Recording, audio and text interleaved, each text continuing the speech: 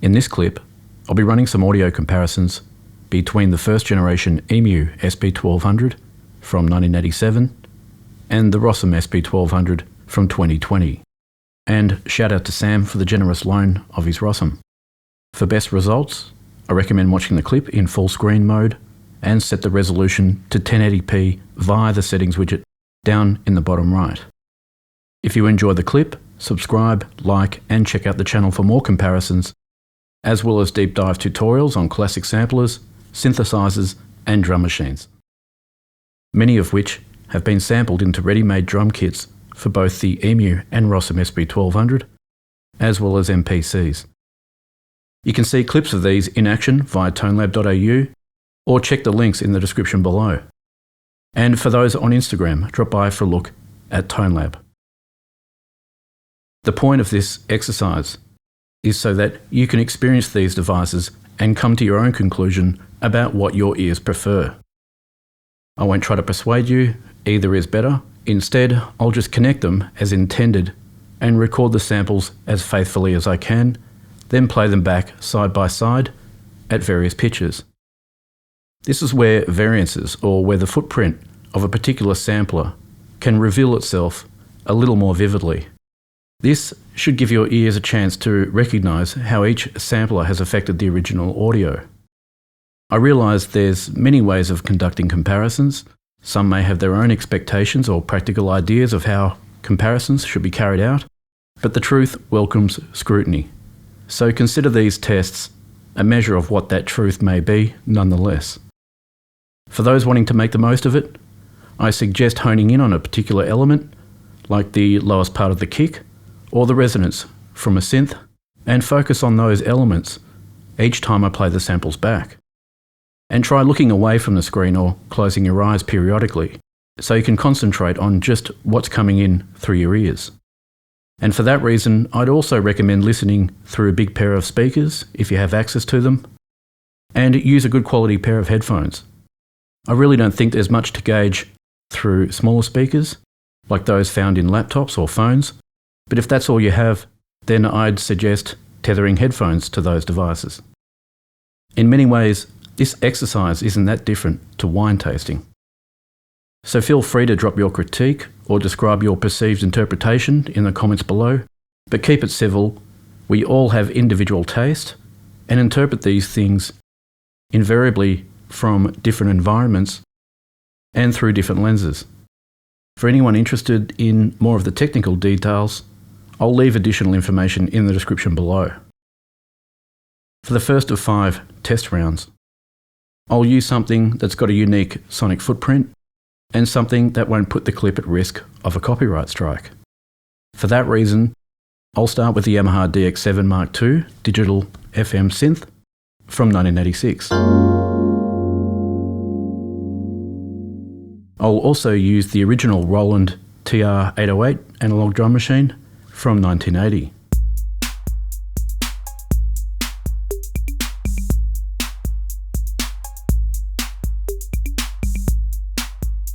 And an original Mini Moog Bottle D from 1973. With each test, I'll use one channel from each of the SP1200's output pairs. Then for the bonus round, I'll use the main mix output from each unit. So let's get into it. I'll mute the microphone, and this way you're hearing only the recorded audio from the SP1200's outputs. Free from any processing, just pure and flat, just as my audio interface captured them.